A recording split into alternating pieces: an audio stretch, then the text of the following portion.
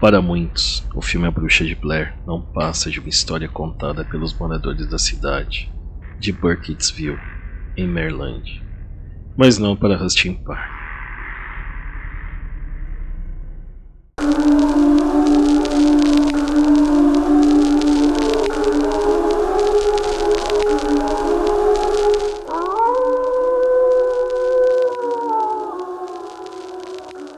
Há uma história no século XVIII, em que naquele local, que ainda tinha o nome de Blair, morava uma bruxa que foi acusada pelos desaparecimentos das crianças do vilarejo. Foi expulsa em pleno inverno. Rogou uma maldição nos moradores. Acreditava-se que tenha morrido congelada, porque ninguém nunca mais a viu. Depois disso, as coisas começaram a acontecer.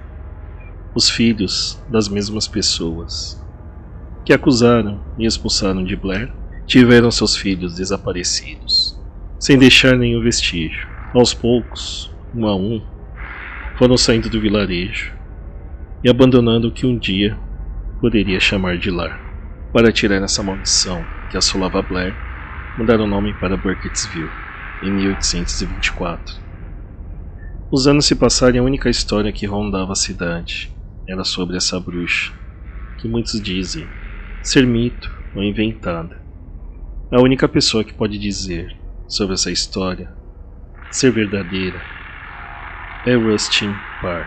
Nasceu em 1903 e viveu com seus pais até 1913. Infelizmente, morreram e foram obrigados a viver com seu tio no centro da cidade. Trabalhava em uma loja ajudando ele, porém sua vida era marcada pela violência e alcoolismo de seu tio. Sua tia faleceu e seu tio arrasado foi para Baltimore. Sem ter para onde ficar, resolveu construir uma casa na floresta que a pé daria umas 4 horas caminhando. Quando Rusty começou a construir, pessoas que o conheciam pensou que estavam ficando louco. Levou 5 anos para finalizar sua casa. Depois que mudou para a floresta, ia na cidade 2 vezes no ano. Usou as madeiras do vilarejo e o que comia também pegava dela. Ficou um tempo tranquilo em sua casa, longe de todos e sem perturbação. Por vezes via uma mulher de preto passando próximo à sua casa. Nunca se incomodou. Achava ser uma pessoa passando por ali.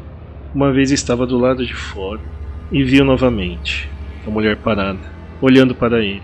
Aproximou-se dela e, chegando mais próximo, sumiu de suas vistas.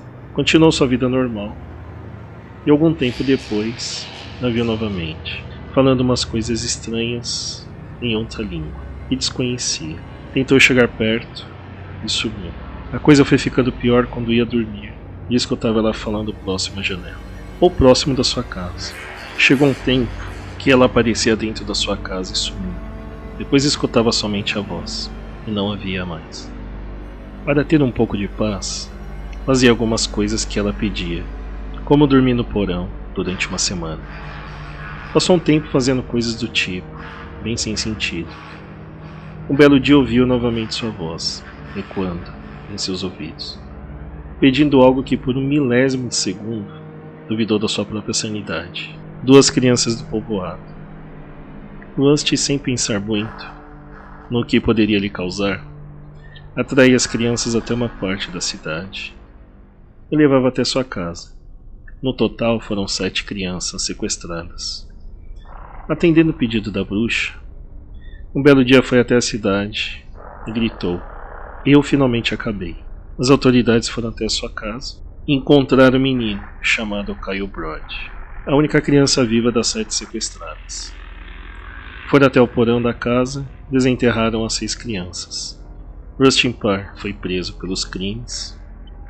Kyle foi interrogado e disse que ficava em pé, de costas.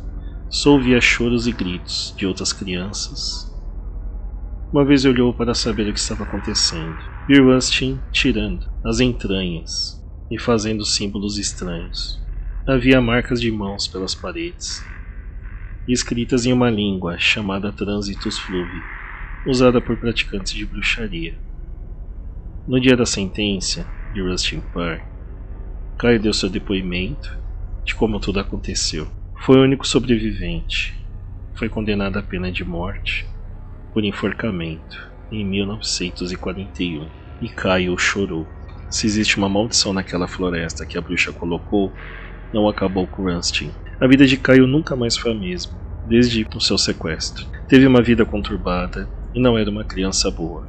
Gostava de torturar animais, sempre arrumava confusão. Seu pai era abusivo e o espancava. Sua vida adulta foi indo e vindo de prisões, por vadiagem e internações em hospitais psiquiátricos. Os investigadores na época do seu sequestro estranharam as evidências na casa de Rustin. Ele era analfabeto, todas as palavras não poderiam ser escritas por ele, diferente de Kyle Brody, que era extremamente inteligente. Todas as crianças sequestradas não se conheciam, mas Caio, por algum motivo, teve alguns problemas com elas. Sua vida adulta foi a maior parte do tempo internada em sanatórios. Em seu quarto, tinha inscrições em trânsitos fluvi, e por vezes gritava, "Never given", algo como nunca atendido. As mesmas palavras que Rust gritava antes de sua execução. Há uma teoria que Caio poderia ter influenciado Rustin com os sequestros.